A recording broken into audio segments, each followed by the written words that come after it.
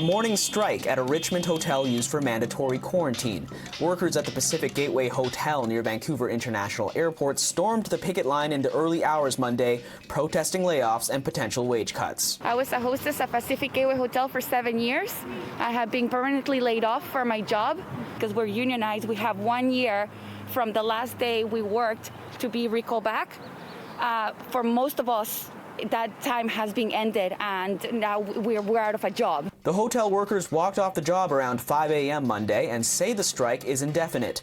The union representing hotel workers says 103 workers were fired, 42 of them just this weekend. And these are long-term workers. Some of them have worked in this hotel for almost 30 years. And the hotel very clearly using the pandemic as an opportunity to fire workers, try to replace them for minimum wage. In a statement, the hotel's labor relations firm says in part, they're disappointed that the union has chosen to now strike instead of negotiating further. They add, no employee at Pacific Gateway Hotel has been fired, but there have been permanent layoffs, as mandated in the collective agreement, due to the pandemic's impact on the entire hotel sector in the past year. Employees who worked at PGH during the pandemic are not subject to permanent layoffs.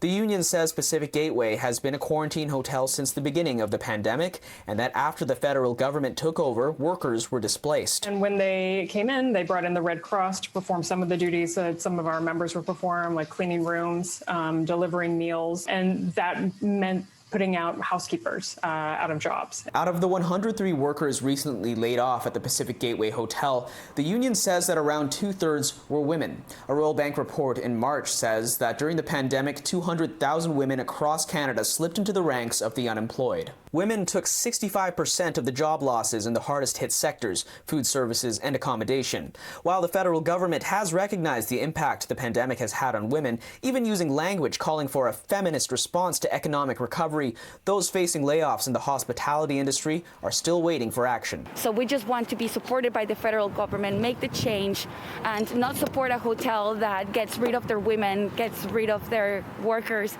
Last week, over 1,200 hospitality workers in BC were put on notice for a potential lockout. But Hospitality Industrial Relations says no notice has been issued to the Pacific Gateway Hotel just yet. It also says the hotel is still operational, while the union plans to be on the picket line 7 days a week. In Vancouver, Kier Junos, City News.